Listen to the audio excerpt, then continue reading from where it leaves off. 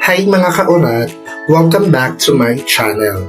Sa video ito, isamahan niyo ko sa buong araw ng aming pag-iensayo.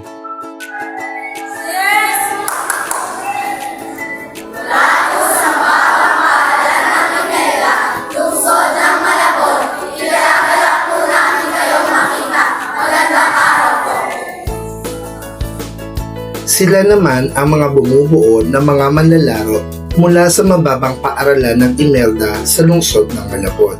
Sa mga oras na ito ay naghahanda na sila para sa kanilang polking. Sa mga pagkakataong ito, isinasagawa ng mga manlalaro ang ladders and cones exercises. Isinasagawa ang pagsasanay na ito upang makuha ng mga manlalaro ang bilis at liksi. Sa tagpong ito ay sinasanay ang bawat manlalaro sa finger toes at sa dipas nang sa ganon ay matuto silang mag-ball control upang kontrolado nila ang bola pagdating sa laro.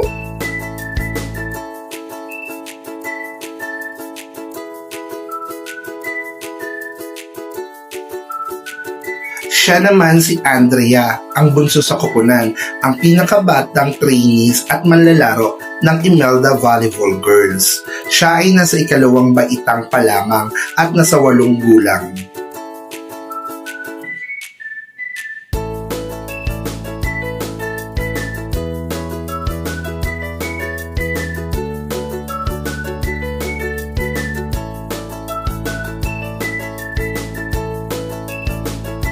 Ang bawat manlalaro ng aming koponan sa elementarya ay binubuo ng 12 taong gulang pababa.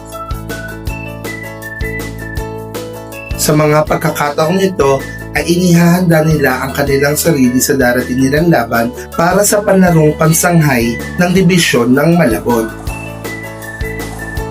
Ito naman ang kaganapan sa laro ng volleyball girls at volleyball boys kung saan ilalaban ng mga manlalaro ang kanilang pagsasanay na isinagawa bago ang larong ito, na kung saan isasagawa ang ball control at higit sa lahat ang depensa.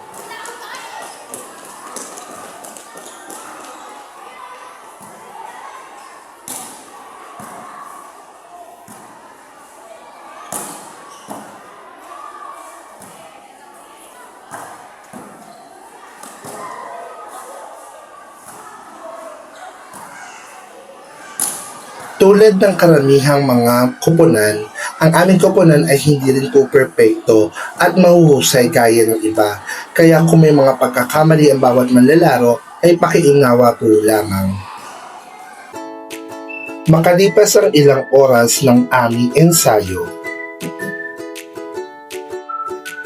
dahil sa maulan na panahon, marami sa aming mga manlalaro ang nahuli sa itinakdang oras ng pagkikita. Kaya naman, habang kami ay nag-aantay, sinumpong sakit ang aming kapitan. Dito ka, ma? Kaya pala umuulan, nakayukot. Kaya pala ako limlimang puta. Verification. At nakarating na rin kami sa New Croydon Academy sa Valenzuela kung saan gaganapin ang aming friendly match game sa kanilang volleyball boys.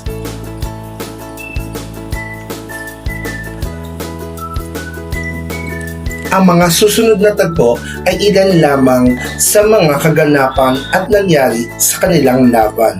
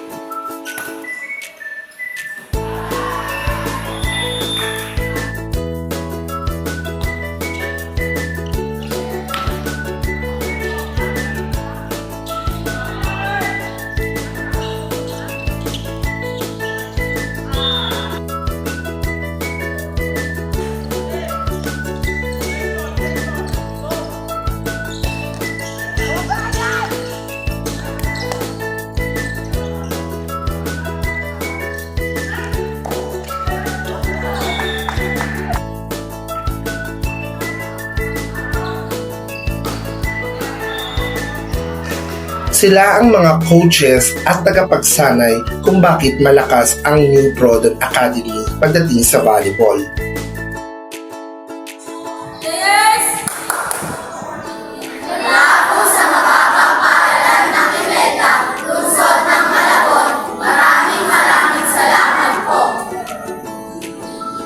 Pagkalipas ng maraming oras,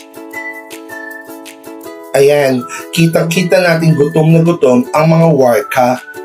Alam natin pagod na pagod sila sa magandang laban na kanilang ipinakita at ipinamalas. Hanggang dito muna sa ngayon. Huwag kalimutang i-heart at i-share ang channel na ito. Maraming salamat po sa inyong panunood.